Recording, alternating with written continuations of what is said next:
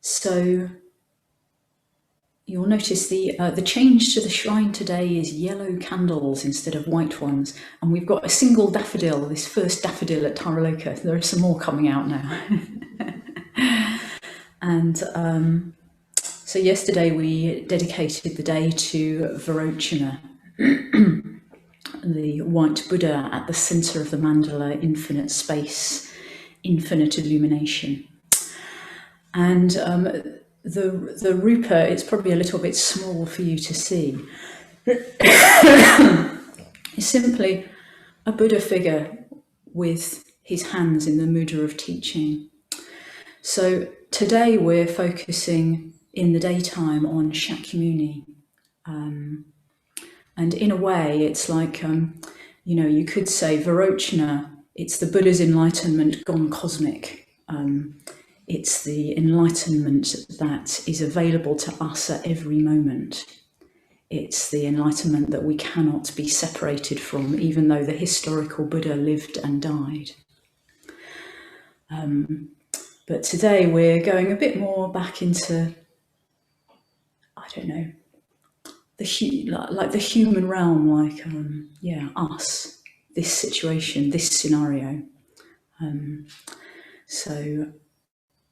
Let's salute the three jewels in the person of Shakyamuni Buddha and Amida. And we'll do this in unison.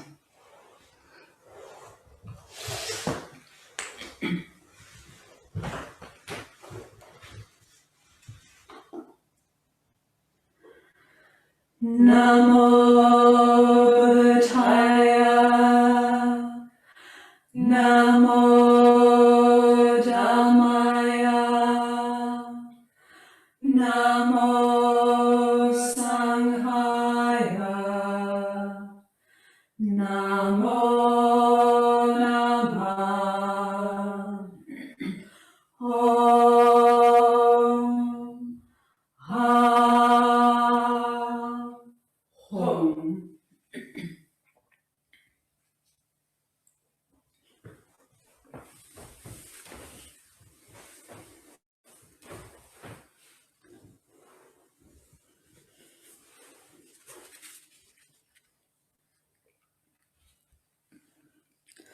Hum. So we'll hear today's verses from the Tanisho, and then we'll chant to Shakyamuni Buddha and sit for just a few minutes.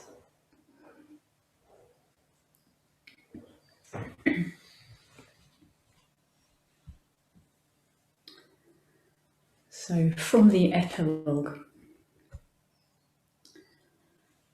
The Master constantly said, when I ponder on the compassionate vow of Amida, established through 5 kalpas of profound thought, it was for myself, Shinran, alone.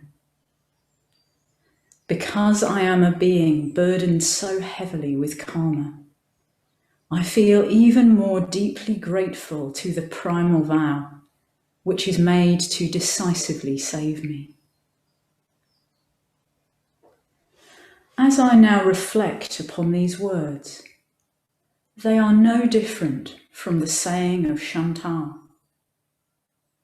Truly know that this self is a foolish being of karmic evil, repeating birth and death since beginningless eons ago, forever drowning and wandering, without ever knowing the path of liberation.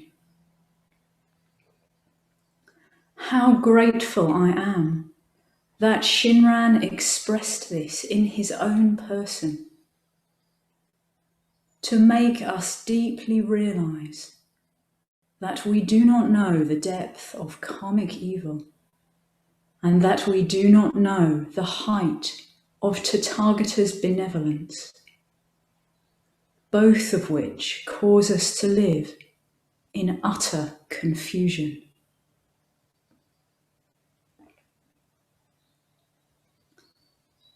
And from Tanisho 2.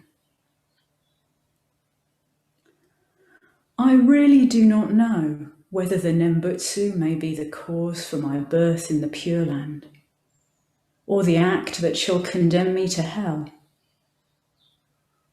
But I have nothing to regret, even if I should have been deceived by my teacher and saying the Nembutsu fall into hell. The reason is that if I were capable of realizing Buddhahood by other religious practices, and yet fell into hell for saying the Nembutsu, I might have dire regrets for having been deceived. But since I am absolutely incapable of any religious practice, hell is my only home.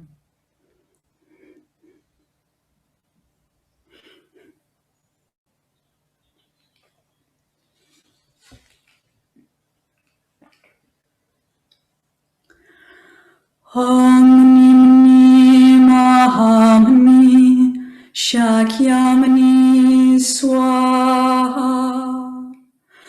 Om Mani Mahamani Shakyamani Swaha. Om Mani Mahamani Shakyamani Swaha. Om Mani Mahamani Shakyamani Swaha. Om Mani Mahamani Shakyamani Swaha. Om Mani Mahamani Shakyamani Swaha. Om Mani Mahamani Shakyamani Swaha. Om Mani Mahamani Shakyamani Swaha.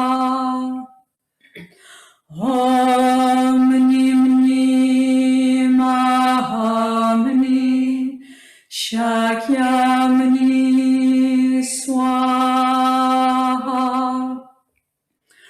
Om Mani Mahamani Shakyamani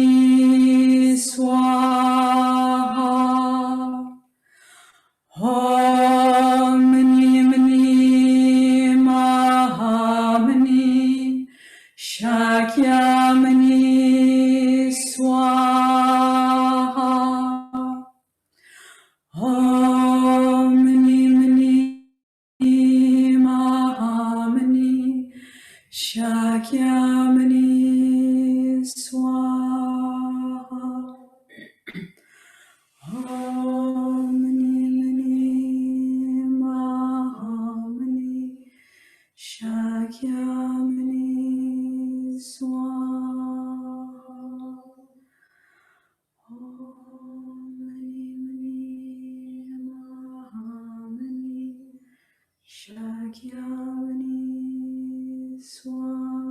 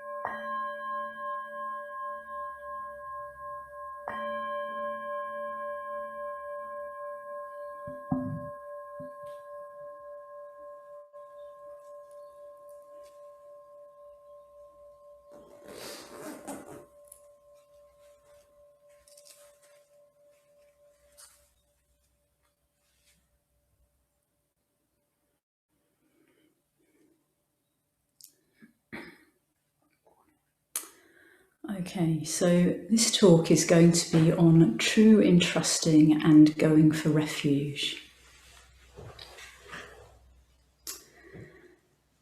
Now, I'm reading those sections out of the Tanna Show, and I'm thinking, this is Shinran at his most extreme, provocative and outrageous.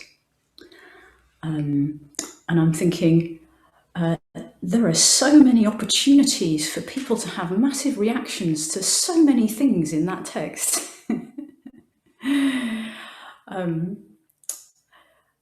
So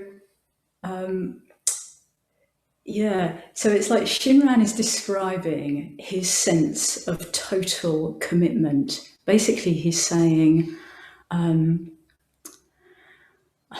I don't see any refuge in samsara. There is this way, and this is the way I am going. And I don't even know whether it's going to take me where I want to go. But that for me, there are no other options. And so what it is that he's got real intensity and commitment, and almost like a sort of, well, it is. It's like a rerouted survival energy. It's like all the energies of his being are going, I'm looking at samsara. It doesn't look good. This is the way I have to go. So it's like all the energies of his being are going in one direction. And we completely may not get on with Shinran's approach, and I'm going to say a bit about how we can relate to that in a second. But actually, intensity is something that we do need if we are ever to break off the wheel and into the spiral. If we're ever to break like sort of off the wheel and like out of the realms of conditioned existence. Because it's like, you know, the suck of just wanting to stay small and wanting to stay safe, and yeah, we'll practice a bit, but you know, we don't really want to kind of joggle our life too much. The sort of call to stay safe is very, very strong. So it's like there has to be something of that existential desperation that means that we are prepared to step into the fear and vulnerability of letting go of self.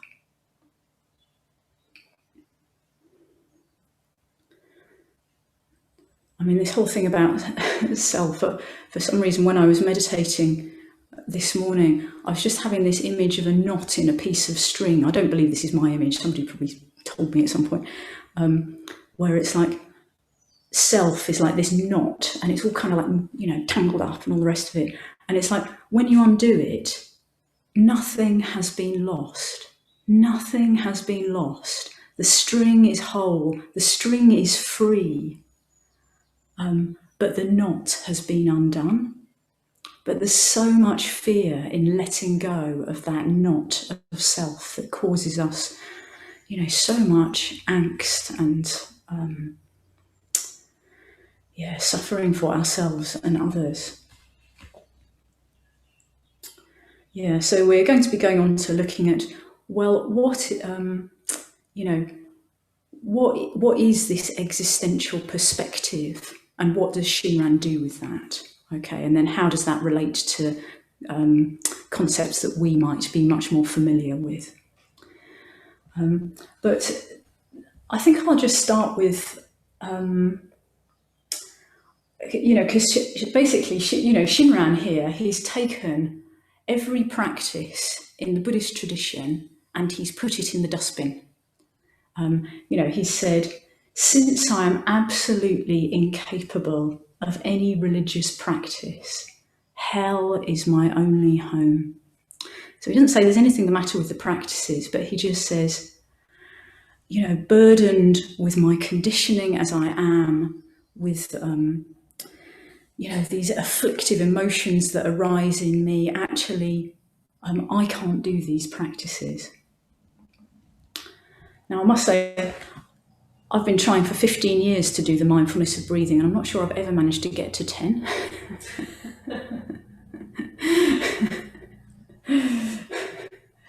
Anyhow.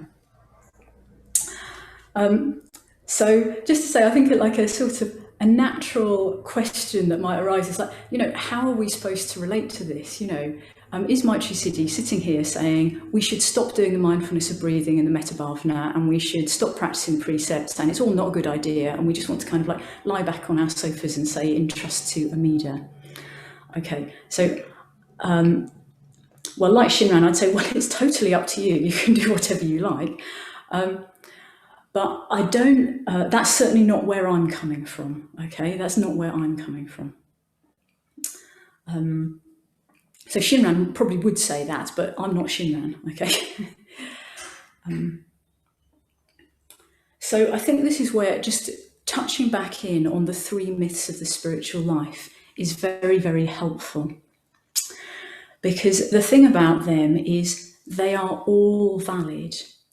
But the reason why it's very helpful to understand all 3 of them is because we can make a choice how we want to approach life, our spiritual lives, or even a particular practice. We can sit down to meditate and we can think, well, what would be helpful in this moment?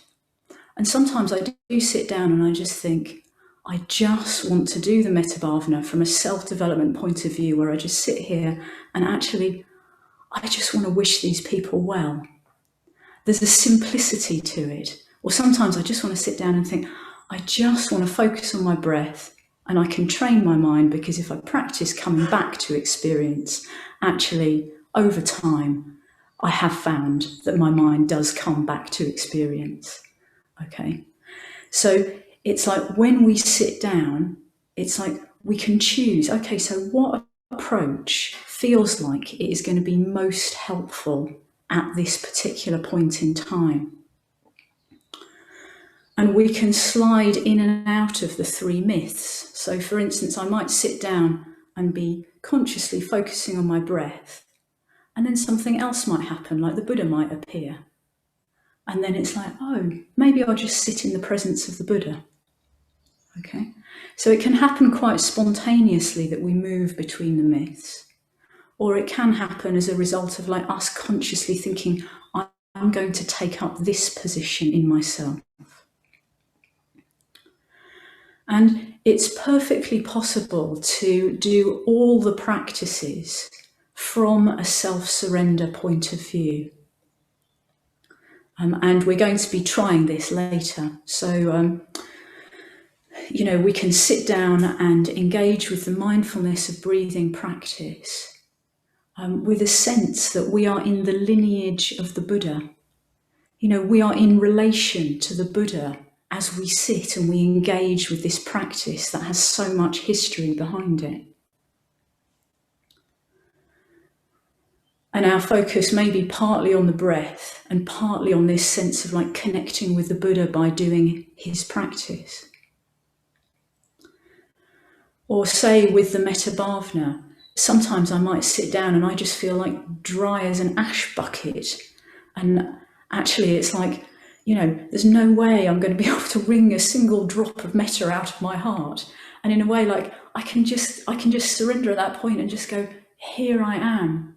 I love to be feeling metta. But actually it's like, I'm not. I can't do it. But, here I am. I've sat down. I've placed myself in alignment. I've said, actually, I'd love metta to manifest in the world. And I can't make that happen. I can't make it happen in my heart. I can't make it happen in the world. But I'm sitting here and I would like that to happen. So there's a sort of surrender quality. So I might bring my friend to mind or the neutral person to mind and just kind of go, I would love it if metta arose in your heart.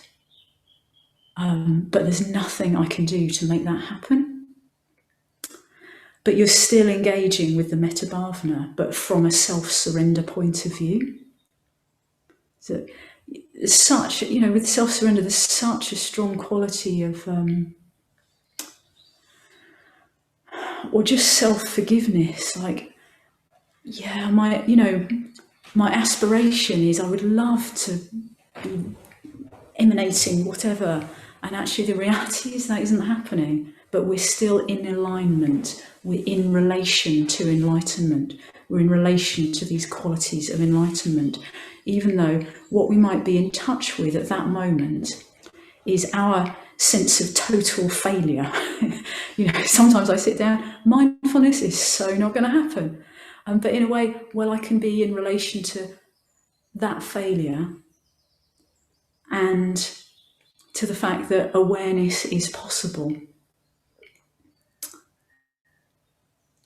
So Shinran is expressing this sense in the most extreme terms one could imagine. Okay, and I think it very much depends on temperament, whether you kind of meet an extreme statement and you go, wow, that blows me out of the water, that kind of knocks all my assumptions about how the spiritual life should be over, and it really kind of opens you up. Or else you hear, since I'm absolutely incapable of any religious practice, hell is my only home, and you just think, well, that just sounds like a one-way route to despair, and probably you can't choose the emotional response you have to it. You'll have the response you have. So if you have a response where it just sort of, you think it's going to end you up in a kind of miserable pit, just don't focus on that bit. Focus on being grasped, never to be abandoned by the compassionate vow of Amida or something like that. Kind of pick the bits that take you in a good direction. Okay. And I would say it's quite important. Okay, so again, I don't know if Shinran would agree with me, but I don't care. This is me, not Shinran. It is important to assess where your approach to Dharma practice is taking you. And this is where looking at these dark and bright sides of the three myths is very helpful. Because, again and again to different people in the Pali Canon, they say, well, what is the Dharma? What is going to take me towards enlightenment? You get it famously with the Kalamans, and then you get Maha Prajapati Gautami coming to the Buddha and saying, oh, but what should I do? And you get other people, it comes up again and again. And the Buddha always says something along the same lines. So to the Kalamans, he says, when you know in yourself, is this lessening your craving? Is this lessening your ill will and irritability? To Maha Prajapati, go to me, he says, does this lead to seclusion? Does this lead to fewness of desires? Does this lead to dispassion, to more equanimity? So we're looking at, we take up a particular attitude, or we engage in a particular way with a practice, and then we're kind of looking back at it and going, well, was that taking me in the right direction? And probably doing it too often, that probably just is doubt, where we're not actually letting anything have its effect. But at the same time, it is important to kind of look and go, well, is this taking me in the right direction? And if it is, well, that's marvelous. And if that looks like, so I love this line about, since I'm absolutely incapable of any religious practice, hell is my only home. It's like I sit in meditation and I just say that line to myself again and again, and it just feels like my heart just explodes. And there's just such a sense of relief. Like, I don't have to manufacture enlightenment by trying really, really hard to make myself a perfect person. There's something about it where I just kind of go whoomph. But so you're looking for lines or practices that make your heart go whoomph. Okay, that's what you're looking for, the whoomph factor. Okay. Right. And just to say as well, it's like it sort of starts off by looking as though self-power and other power are opposite. And certainly this is how Shinran is talking about it, isn't it? He's talking about like, drop self-power, drop any effort with practices. It's all futile. All you can do is surrender to Amida. And in fact, you can't do that. It's like, just stop and Amida will gift you true entrusting or faith. Faith will arise when you let go of willing and trying. So he's definitely opposing self-power and other power. But actually, and we can take up that perspective if it is helpful, but actually they're just not so separate. So there's a lovely bit in the Bodhisattva ideal where Banti's contrasting this idea of the kitten that gets picked up by the scruff of its neck and taken by the mother cat, with a monkey, and a baby monkey clings to its mother. And he's sort of saying there are these two images for self-power and other power. And he's saying, but as you go into this more and more, in fact, I'll read you this bit because it's so gorgeous. This is the survey, actually. This isn't the Bodhisattva ideal. In the sublime realms of spiritual experience, the ego sense becomes attenuated to such a fineness, transparency, and luminosity that the terms self and non-self lose their ordinary meanings, and it becomes no less difficult to speak of the spiritual life in terms of self-effort than to speak in terms of reliance on divine grace, sometimes more difficult, in fact.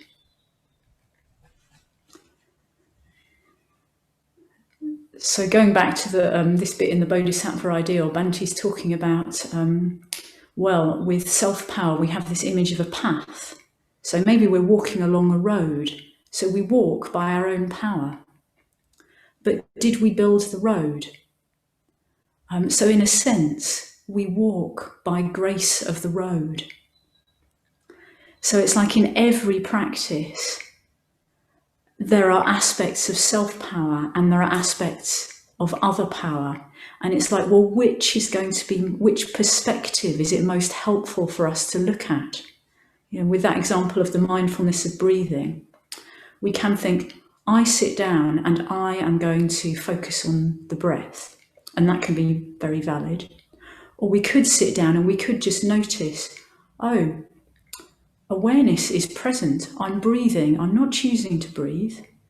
And sensations are arising. Am I making those sensations happen? Well, actually, no, it's all just happening. So it's like you can focus on either one, and you can choose whichever one feels like it's going to be most helpful for you. Okay.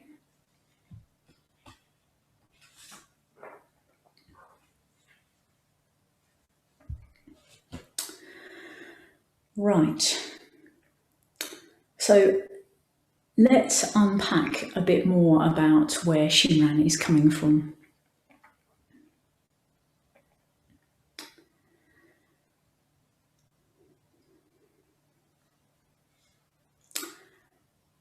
So he's expressing a strong existential urgency.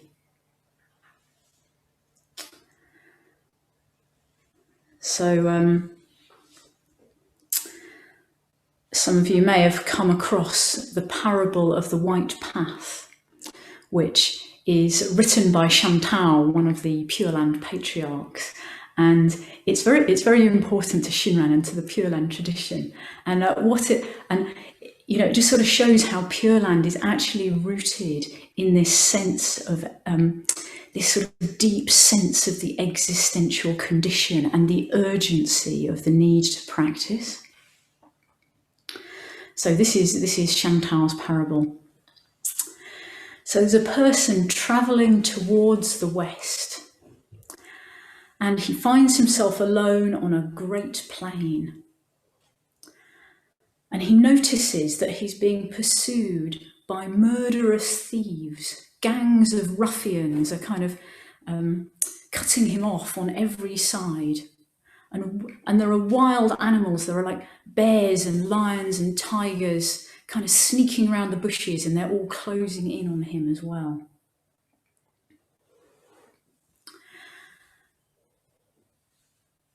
And just to the west of him is a river, and it's no ordinary river. So on one side of it, on the north, is water, and the water is all kind of like, it's really choppy and kind of like big standing waves, and it looks terrifying. They're all kind of swooshing all over the place, and he looks at it and he thinks, I'm never going to be able to swim that to get away from the bandits and the wild animals. And the south side of the river, it's a slightly unusual river, is licking flames, and they're roaring and they're crackling, and there's all that kind of like wind that comes up when you have a massive bonfire. And he looks at that and he thinks, I'll just be frazzled. Like, there's no way that I can pass that barrier. And he looks around, and the thieves are closing in on him, and the wild beasts are closing in on him. There's a bear poised to spring, and the men are drawing their weapons to get him. And then he notices, well, the other side is only about 100 yards away, and there's this thin white path, just like a little ribbon. And it's only about like a foot width wide. And he thinks, well, maybe I could cross on that white path. Maybe that will get me there. But it's so thin, and it's being licked by flames on one side and washed by these incredible waves on the other. There's no way I'm going to be able to do it.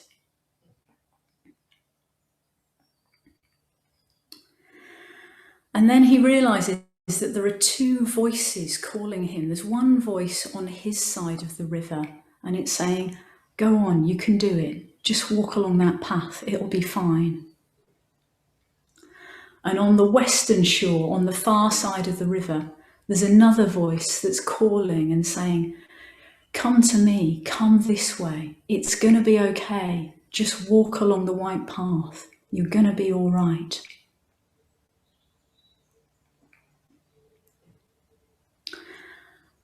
And then the thieves start calling, it's all right, just stay here. We don't mean you any harm, while they're still loosening their daggers in their sheaths.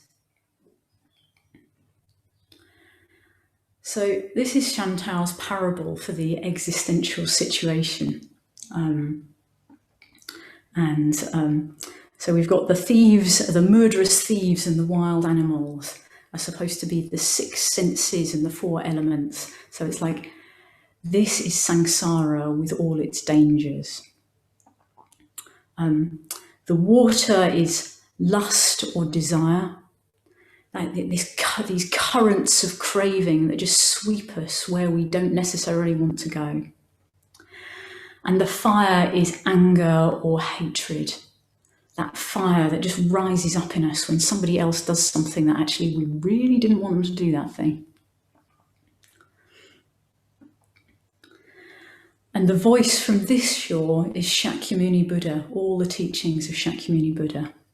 And the voice from the other shore is us being called by Amida, by our own potential for enlightenment, by enlightenment present right here in our experience. And it's just saying, cross this white path, and the thin white path is the entrusting, the faith. And it's like, faith will be our bridge across the waters of craving and the flames of hatred. I mean, what's interesting about that is it's not saying we've got to make the flames go out or we've got to make the waves go still. It's just saying faith will be your path. It's like all we have to do is kind of like walk past the flames and the waves. Yeah.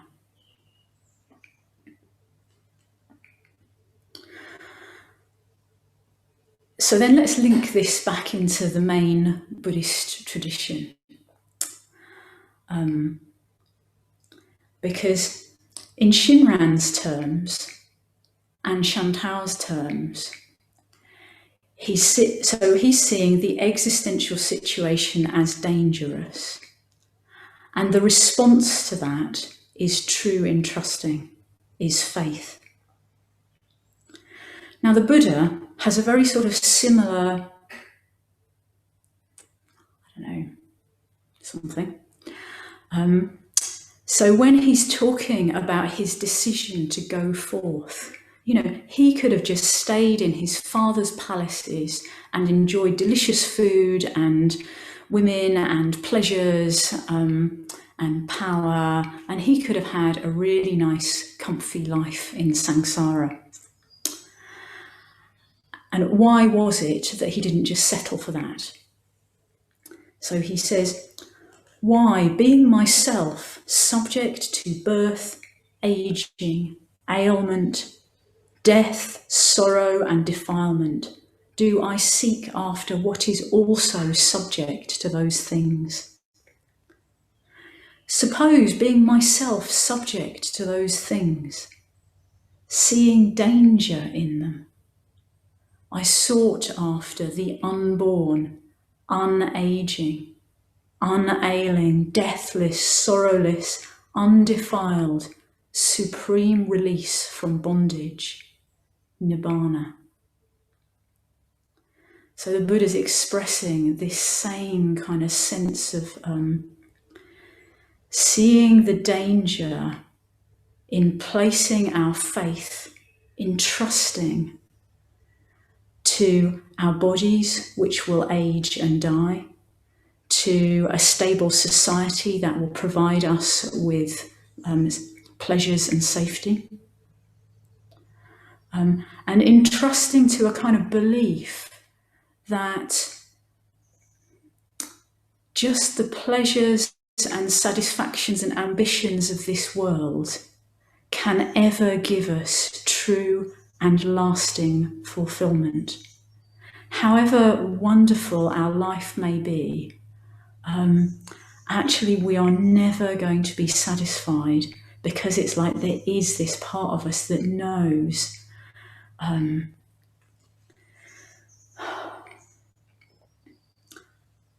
that we are a small separate self. And until we let go of that sense of separation, actually what we long for is to be undivided, is to be sort of like part of everything, part of the nature of things. And that sense of separation, when we're in touch with it itself, that is painful, and it just makes everything a bit unsatisfactory, no matter how well or how comfortable or how fulfilling in a mundane way our life may be.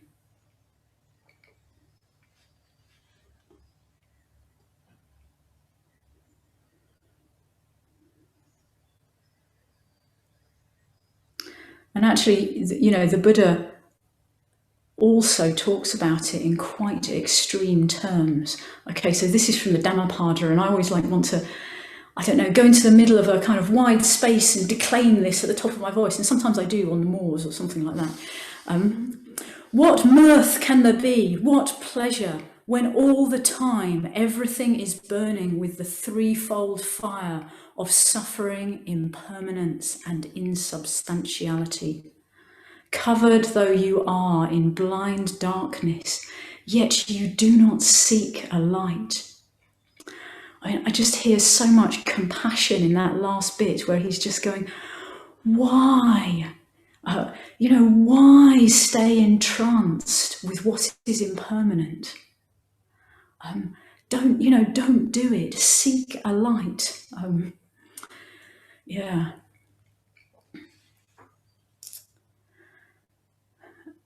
So I think the question is, how do we contact a sense of existential desperation at that level?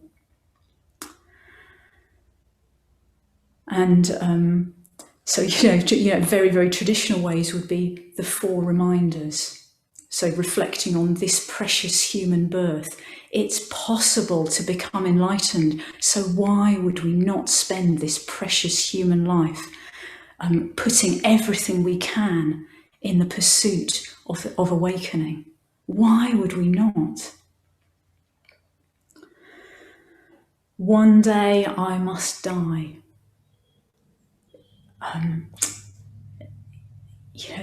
It's such a profound reflection. And I can just sort of feel it. It's almost sort of like hits the surface of my mind, and then something just sort of deflects it, where it's like, do I really let in that everything in my body that I invest in, all my possessions, at some point I'm going to die, all those possessions will be scattered. It doesn't matter how much I've eaten the right things or done exercise at the right moments, I'm still going to die. Whereas the spiritual practice I have done and the receptivity I have developed, actually that will pass through from that, that is what will determine what happens to this psychophysical continuum after death. Oh, I've spontaneously said the next one. The karma I create shapes the course of my life. And then finally, the defects of samsara. No one can control it all. No matter how hard we try to control, we're never going to control it all. So deeply reflecting on the four reminders is designed to produce that sort of existential there's this, I think it's a Sanskrit word, it's samvega, and it means awe or urgency. And it's this very, very positive sense of desperation. Like it's not okay. There's something in me that just goes, no, there's something really, really important about this. I think it really helps actually if one does have a perspective of the endless round of, life after life after life. I know really, really solid practitioners who just completely don't get on with rebirth. And I don't get it myself, but there you go. But just this sense of, in this life, I have the conditions to practice the Dharma. And who knows when those conditions will come again. It could be lifetime after lifetime after lifetime if I don't make a strong enough connection in this life.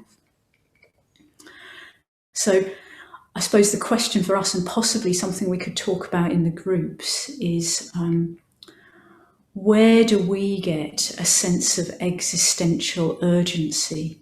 Where do we get that sense of intensity that's going to mean that we're emotionally wholehearted, that we can get as much of ourselves behind our Dharma life as possible?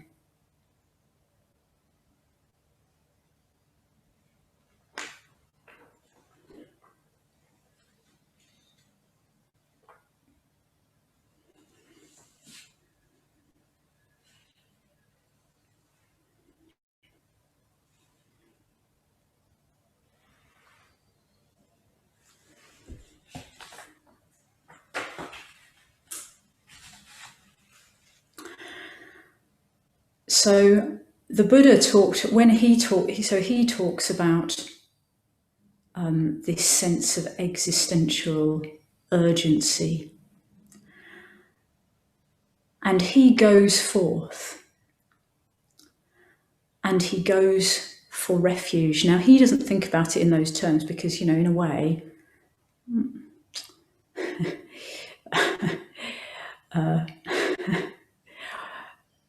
but after he's enlightened, then the people coming after, it's like they get that sense of existential urgency, and the response, the sort of gut and heart response, is going for refuge.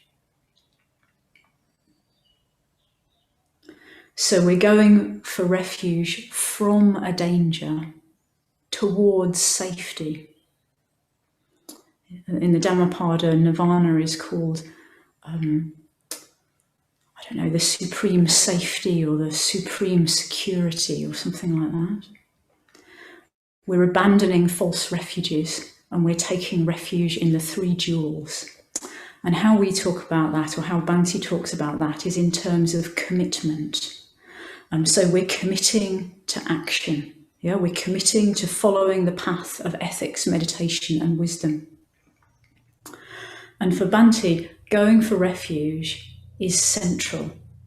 So he says it is the central act of the Buddhist life and what unites all Buddhists. One does not go for refuge because one is a Buddhist, but is a Buddhist because one goes for refuge.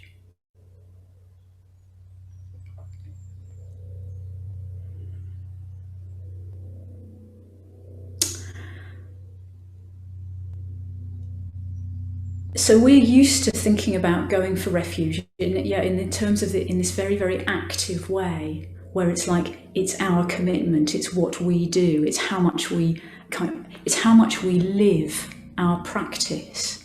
Is it just a nice idea, or are we actually able to live it in all the moments of our everyday life? But actually, if we start looking at this from a self-surrender perspective, well, there's an active aspect, but also there's a massive letting go aspect. So this whole thing about false refuges, well, yes, we might have to let go of false refuges like, I don't know, chocolate or shopping, or that a sexual partner is ever going to give us complete fulfillment and be our perfect person, or that our career is going to give us lasting fulfillment. And we're thinking about it in terms of like us letting go of those false refuges. Now, Shinran thinks about it in different terms. It's more like he looks at himself and he sees that samsara isn't out there. He looks at himself and he realizes, samsara is in here. Samsara is my self in mind. So this is where we come to, again, to hakarai, the calculating mind. And so this is where Shinran's talking about, because I am incapable of any spiritual practice, okay? So he is looking at the calculating mind just kicking off all the time. He's seeing our deep self-referencing that just goes on all the time. So in my mind, it's like pretty much every thought that goes through my mind is related to me. Okay, so the daffodils come out and I think, oh, that's pretty because I can enjoy them. And that's pretty because then I can put one on the shrine. I don't know, earlier we had, a couple of weeks ago when we were having snow showers, I noticed I was kind of going, oh yeah, I like the snow showers because I don't have to go anywhere. It's like there's this kind of little, what's in it for me, or is there any threat to me that just pops up in every little kind of thought that I have. And it's just the same with spiritual practice. It's not like I kind of let go of my calculating mind when I come to the Dharma. So, I sit down to engage with the mindfulness of breathing, and underneath I'm going, well, what will this practice give me? If I do this practice, if I spend half an hour focusing on my breath, my payoff will be I'll feel calmer. Okay? Or if I do the metta bhavana, the payoff will be I'll get less annoyed at this person I live with, and that will be nicer for me and for her. So there's nothing invalid in this. Okay, it's not like Shinran always has this deep forgiveness. it's not like he's looking with criticism at this. He's just going, oh, this is what it is to be a conditioned being that relates to me and world. This is the situation of belief in a fixed and separate self, that we are constantly referencing me. And he could see exactly the same thing happening with the Pure Land practices that he'd been engaging with. So remember that one where he had to walk for 100 days around a statue of Amitabha chanting the Nembutsu. And he could just see his own mind saying, like a sort of bargain, if I do this, then I get to go to the Pure Land.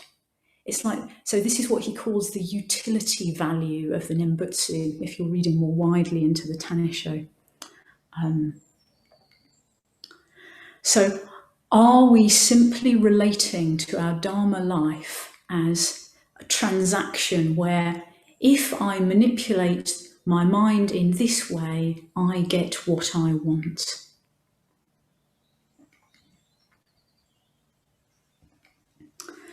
So there's a sort of devastating honesty to this.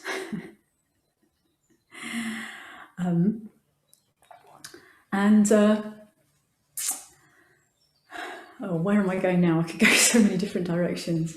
So what he's seeing is our tendency to relate to practices as rites and rituals, as ends in themselves, almost like sort of magical. If I do this, I'm going to get enlightened.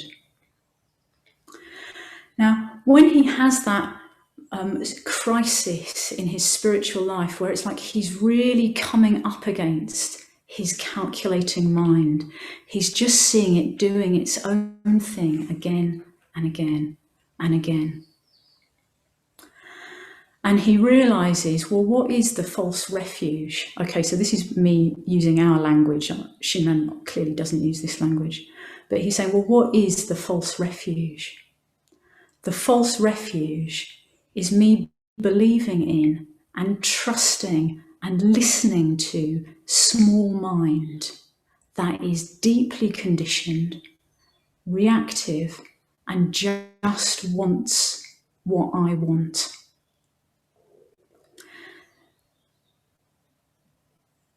There is a relationship with insight. So going for refuge, it's like the deeper we see impermanence and insubstantiality, the deeper our going for refuge is.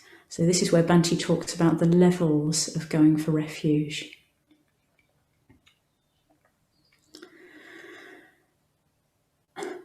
And it's almost like we could think about levels of entrusting.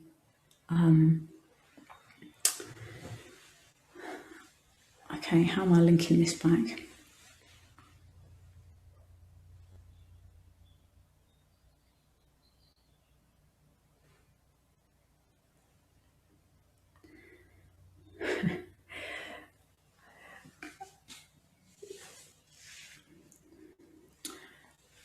So with Shinran, it's like he, when he has this spiritual crisis, it's like he has a breakthrough.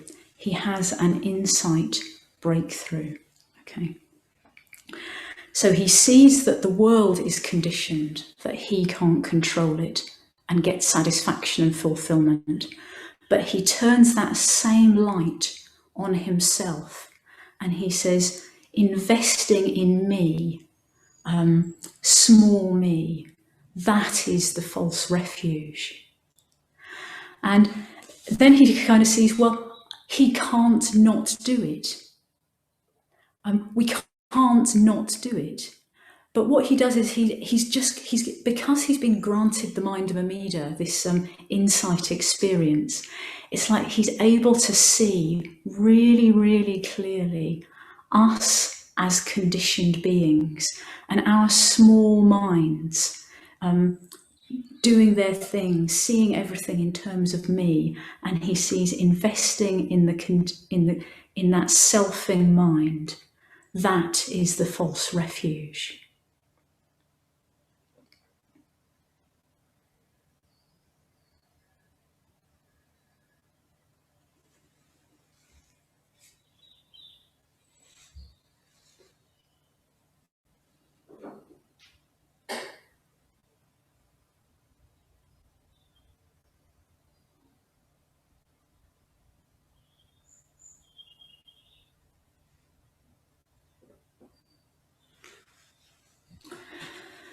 So just to finish by coming back to the text,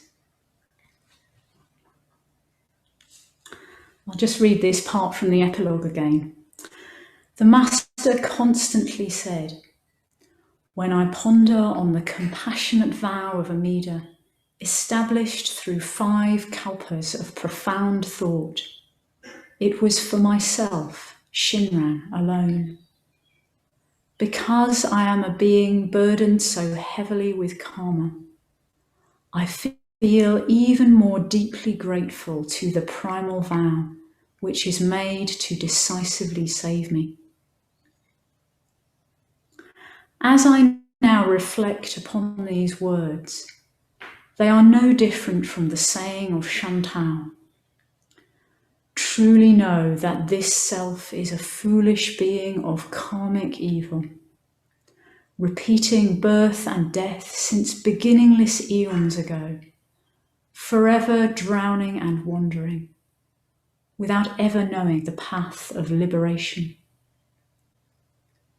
How grateful I am that Shinran expressed this in his own person, to make us deeply realize that we do not know the depth of karmic evil, and that we do not know the height of Tathagata's benevolence, both of which cause us to live in utter confusion. So he's taking the Dharma personally. He's saying, Amida's vow was for me, and it's for each of us. Each of us has this sort of like personal, like, oh yeah, it's that sort of connection with compassion where it's like, yeah, this was so I could awaken. But then when he sees himself as karmic being, and he has this insight into his conditioned nature, it's almost like that's not personal. That's why he can just bring complete forgiveness to, I'm just a bombu, I'm just a numpty. Of course I'm relating everything to me again. So it's almost like, well, that's just in the way of things. Well, that's just what it's like being a conditioned being. So I don't have to take it personally. I don't have to take it personally that my mind just, a kettle's boiling and I think, is there enough water in it for me? I don't have to take that personally. Like, that's just what it is to be unenlightened. But what I can take personally is the Dharma is for me. Dharma niyama processes want me to awaken. Only individuals can awaken. That is what we can take personally.